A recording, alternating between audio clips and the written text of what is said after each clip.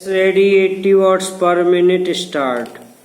मैं इस बात को बड़े गर्व के साथ कह सकता हूँ कि जहाँ अन्य प्रदेशों ने अपनी समस्याओं के समाधान के लिए हिंसा का सहारा लिया, सरकार के कामकाज में बाधा डाली, वहीं इस पर्वतीय क्षेत्र की जनता ने अनुशासन में रहते हुए देशभक्ति का परिचय देते हुए और अपनी बात को अनुशासन में रहकर इस देश की सरकार के सामने रखा है।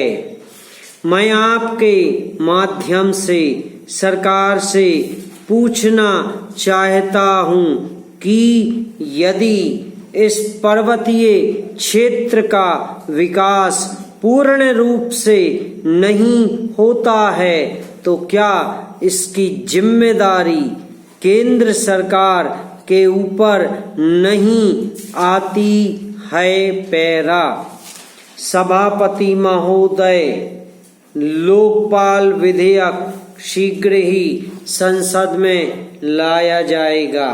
सरकार इस विधेयक के प्रारूप के विषय में विरोधी दलों और संशोधित संस्थाओं से विस्तार से बातचीत कर रही है।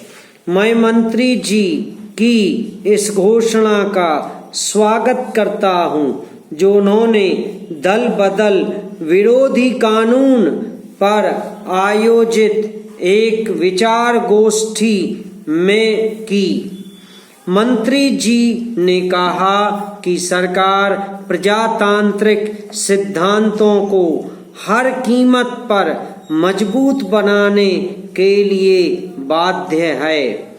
नई सरकार जब बनी उसने इस दिशा में सबसे पहला कदम दल बदल विरोधी कानून बनाकर उठाया।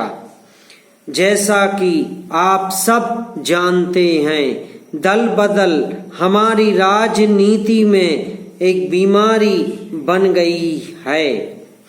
इससे ना तो सत्तारूढ़ दल और ना विरोधी दल अछूते रहे हैं। मतदाताओं को भी दल बदल के द्वारा समय समय पर धोखा दिया जाता रहा है। लोग चुनकर किसी एक दल के माध्यम से आते हैं, लेकिन बाद में अपने लाभ के लिए या अन्य कारणों से दूसरे दल में चले जाते हैं।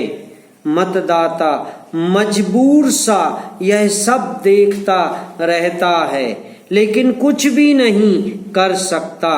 दल बदल विरोधी कानून लाकर सरकार पूरी कोशिश करेगी कि लोकतंत्र को स्वच्छ, स्वस्थ और मजबूत बनाया जाए। पैरा सबसे पहले मैं यह स्पष्ट करना चाहता हूँ कि कानून किसी भी तरह से राजनीतिक लाभ के लिए नहीं है। इसका राजनीतिक लाभ बिल्कुल नहीं उठाया जाना चाहिए। कुछ लोगों को इस बारे में भी संदेह है, लेकिन मैं चाहता हूँ कि वे अपने मन से संदेह को हटा दें। हो सकता है कि इस कानून में कुछ कमियां रह गई हों। इन कमियों को आपस में विचार विमर्श द्वारा अथवा सम्मेलन बुलाकर दूर किया जा सकता है। यह प्रसन्नता की बात है कि आज सत्तारूढ़ दल और विरोधी दल सभी यह चाहते हैं कि दल बदल विरोधी कानून पूरी तरह से प्रभावी बने और इसका निष्ठा से पालन हो। समाप्त।